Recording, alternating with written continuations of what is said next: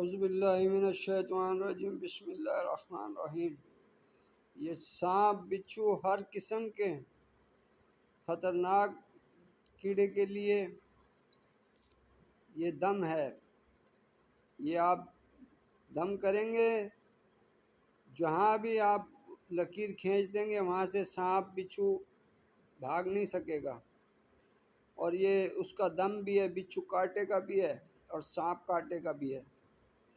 بسم اللہ الرحمن الرحیم۔ الصلاۃ والسلام علیکہ یا سیدی یا رسول اللہ، الصلاۃ والسلام علیکہ یا سیدی رحمۃ اللہ علیہ وسلم۔ بسم اللہ الرحمن الرحیم۔ سانپ یا بچھو اگر انسان دیکھے اور انسان یہ چاہے کہ اسی جگہ وہ قائم رہے اور وہاں سے نہ جانے پائے تو یہ آیت انہم یکیدون کیدہ واکید کیدہ پڑھ کر پھونک دے۔ یہ سورۃ طارق کی آخری آیات ہے۔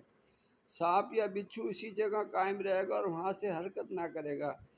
اگر اس کا اس جگہ سے چلانا منظور ہو تو آیت مذکورہ کو اضافہ کر دے، یعنی کل آیت اس ترکیب سے 3 مرتبہ پڑھے، انہم یکیدون کیدہ واکید کیدہ فمہل الکافرین امہلہم رویدا۔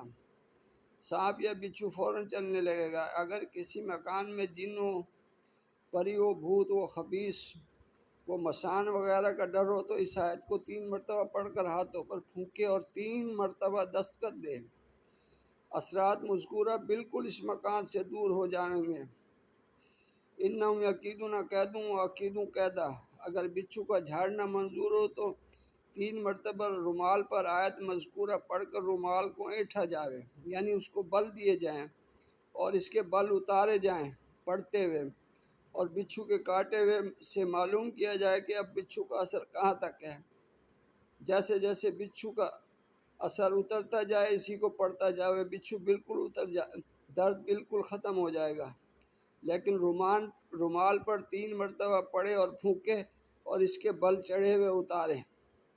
دعا میں یاد رکھیں، لائک کریں چینل عارف خان بشانی۔ لاجواب عمل ہے۔